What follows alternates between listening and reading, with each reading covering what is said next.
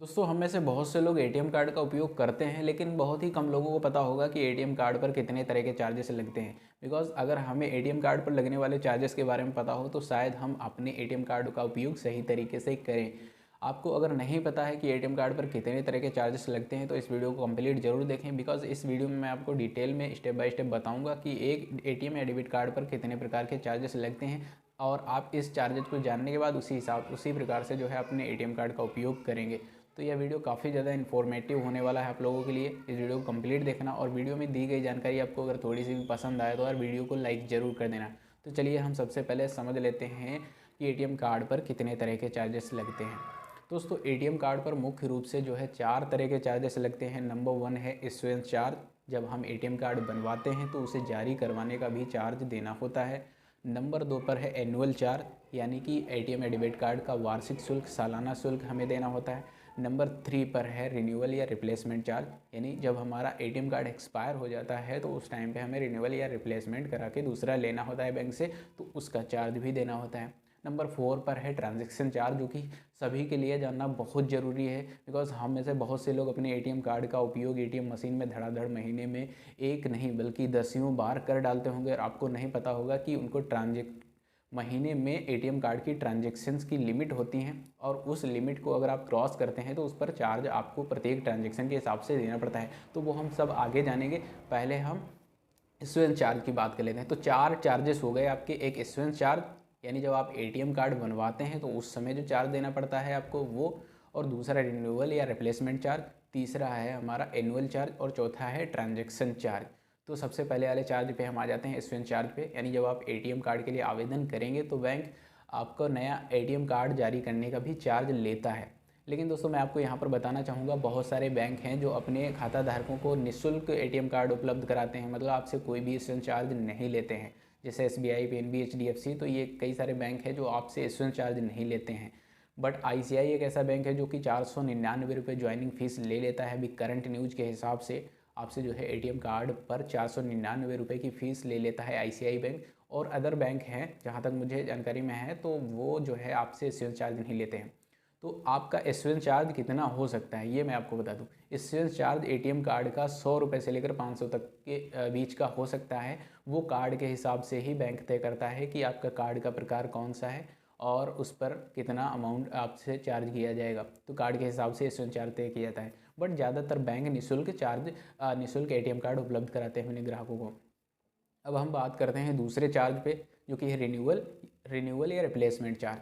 तो जो हमारा रिन्यूअल या रिप्लेसमेंट चार्ज है, उसमें जो है जब हमारा एटीएम कार्ड एक्सपायर हो जाता है, मतलब आपने देखा होगा एटीएम कार्ड के पीछे एक्सपायरी डेट पड़ी हुई होती है, तो उस टाइम पे जब वो एक्सपायर हो जाता है तो उसका दोबारा से हमें एक नया एटीएम कार्ड लेना होता है रिप्लेसमेंट करा करके। तो उसका भी चार्ज देना होता है, जो कि 100 रुपये से लेकर के ये भी 300 या 400 रुपये तक के बीच का हो सकता है। जैसा कि मैं आप मोटा मोटी बताना चाहूँगा, एसबीआई आपसे जो है रिन्यूअल या रिप्लेसमेंट के करीब 200 रुपये तक लेता है, और इसी तरीके से एचडीएफसी भी 200 रुपये तक लेता है। अगर आप इन सभी चीज़ों की डिटेल इन्फॉर्मेशन, हम आपको अप्रोक्स एग्जैक्ट इन्फॉर्मेशन तो दे नहीं रहे हैं, बट आपको एक अंदाजे से बता रहे हैं कि हाँ इतने रुपये तक का चार्ज लगता है, और इससे ज़्यादा नहीं हो सकता। मतलब रिन्यूअल या रिप्लेसमेंट चार्ज जो है 100 रुपये से 500 रुपये तक के बीच का हो सकता है। कार्ड के हिसाब से तय किया जाता है, ये भी बैंकों के द्वारा। और तो इस तरीके से जो है रिन्यूअल या रिप्लेसमेंट चार्ज में आपने समझ लिया कि 100 रुपये से 300 या 400 रुपये तक के बीच का हो सकता है, वो कार्ड के हिसाब से तय किया जाता है। अब हम बात कर लेते हैं एनुअल चार्ज के बारे में, जो कि हमारा तीसरा चार्ज है एटीएम कार्ड का एनुअल चार्ज। ये होता है सालाना शुल्क जो कि हमें देना होता है, मेंटेनेंस चार्ज देना होता है एटीएम कार्ड का। ये भी 100 रुपये से 500 रुपये तक का होता है। ये डिपेंड करता है बैंक आपके एटीएम कार्ड के प्रकार के हिसाब से। मतलब आपका एटीएम कार्ड जो है गोल्ड कार्ड है या फिर क्लासिक है या प्लेटिनम है, आप जो फॉर्म भरते होंगे एटीएम कार्ड के लिए आवेदन करते होंगे तो वहाँ पर देखा होगा कि कार्ड का प्रकार भी चुनने के लिए वहाँ पर बोला जाता है।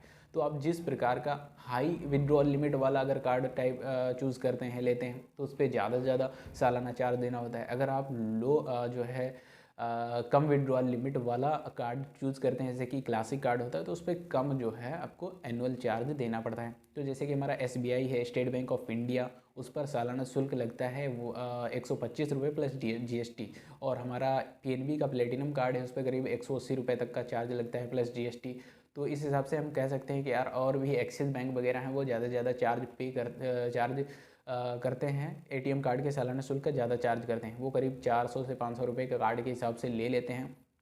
तो ये डिपेंड करता है आपके बैंक के कार्ड के प्रकार के हिसाब से। यहाँ तक कि एक्सिस आईसीआई का तो मुझे पता नहीं है, बट मैं आपको अंदाजे से बता सकता हूँ कि अगर उनके आप उन बैंकों के एटीएम कार्ड का उपयोग आप हाई विड्रॉल लिमिट वाले का उपयोग करते हैं तो उसमें करीब 700 से भी ज़्यादा रुपये तक का चार्ज कटता है। तो दोस्तों ये तो हो गया हमारा एनुअल चार्ज। अब हम बात कर लेते हैं ट्रांजैक्शन चार्ज के बारे में, जो कि सबसे ज़्यादा ज़रूरी है जानना, क्योंकि हमें एनुअल चार्ज और ये जितने भी चार्जेस हैं वो तो हमें बैंक को देने ही देने हैं। एटीएम कार्ड एक्सपायर होगा तो उसे रिन्यूअल या रिप्लेसमेंट कराना होगा तो देना ही पड़ेगा। एटीएम कार्ड इशुएंस कराएंगे तो इशुएंस चार्ज होगा, अगर बैंक का लिया जा रहा होगा तो वो भी देना होगा। और एटीएम कार्ड रिन्यूअल या रिप्लेसमेंट वो तो देना ही होगा। और चौथा ट्रांजैक्शन चार्ज, जो कि सबसे ज़रूरी हमारे लिए जानना है, बिकॉज हम में से बहुत से लोग यही चीज़ बहुत कम जानते हैं कि यार हम एटीएम मशीन में जो एटीएम कार्ड का बार बार उपयोग करते हैं उस पर भी चार्ज देना होता है अगर आप लिमिट क्रॉस करते हैं।